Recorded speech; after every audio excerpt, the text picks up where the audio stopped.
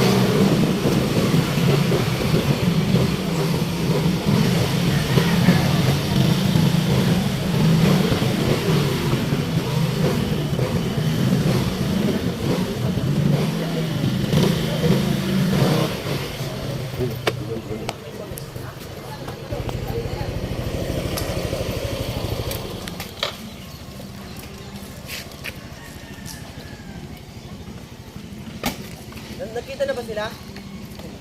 Yung si Madam Leng, si Madam Sala, bahala siya. Wayayu. Timbay natin?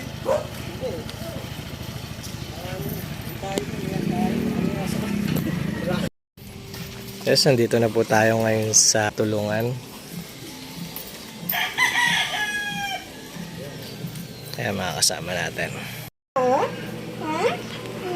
May smile siya. Hello.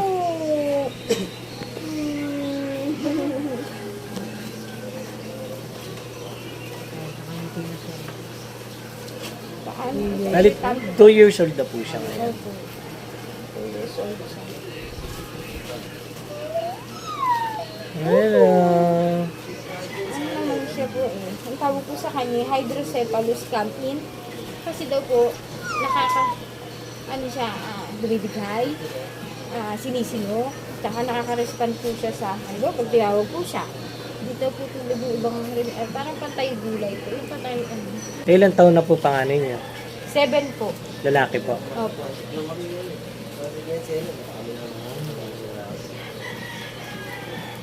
Tahimik na si baby oh. Hindi tayo hindi po siya talaga, lalo na kapag po magsisisir siya sa gabi. Yun po ang inaalala ko. Kasi pagkasabay na po yung mata niya, yung kamay niya natatakot na po. Ano yung nanginginig siya? Eh sabi po kasi ng doktor, hayaan lang daw po. Kumbaga, sinasabi ng utak niya, hayaan daw po, huwag daw pong pigilan na gano'n, huwag. Hayaan pong huminto. Pero dahil nga po, siguro po sa tagal din, ang sasanay na ako na parang naruman na lang sa kanya. Huwag lang po talaga, yung pasama yung mata niya. Kasi natatakot po, pag kasama yung mata niya, baka mamaya, ano na yun, di ba? Pero yung panginginig ko sa ng paa niya, hinihintay ko na lang po matapos. Ano, naninigas po siya? Nanginginig? Talaga nanginginig po doon. Na kahit na parang hindi naman siya ngawit, hindi naman siya yun daw po parang sa utak niya. Tapos meron po siya yung mata niya minsan. Sa araw-araw, minsan nakakaisang, yung tig-7 po na bulak. Meron po kasi siyang, sa isang buwan, meron po siyang, yung nagmumuta siya, yung po pala, Betadine natin. hahakot na siya ng Nagyan na yung betadine. tubig. Nagdadagdag po pala siya ng tubig. Bukas sa- ba ito? Kaya po yung lumalabas sa mata niya yung sobra. Kaya po pala sabi ko, parang lumutang ka, ano?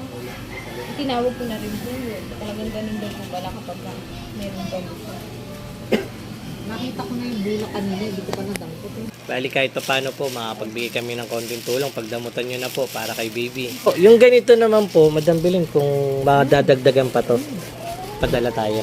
Saka bulak na. Oo. Sa bahay meron ng bulak. Bali po kung makakapagdagdag pa po kami ng gamot niya, padala po namin kay Admin Larry. Madam, meron pa rin po kahit pa paano. Pagdamutan nyo na po, sama nyo na po to.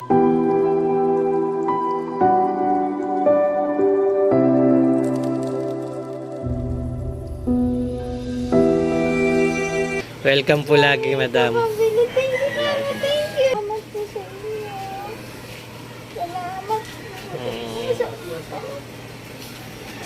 Salamat mo. Salamat po, pambili gatas na. Lumungkot din siya. Lumungkot din, baby. Ako na po, hindi po kami pinahihirapan talaga. Sobra. Pag alam po niya matutulog na. Talaga tayo po siya. Hindi ko po alam kung anong gusto niyang iniisip niya. Basta meron po siyang time na yung parang tulala lang siya.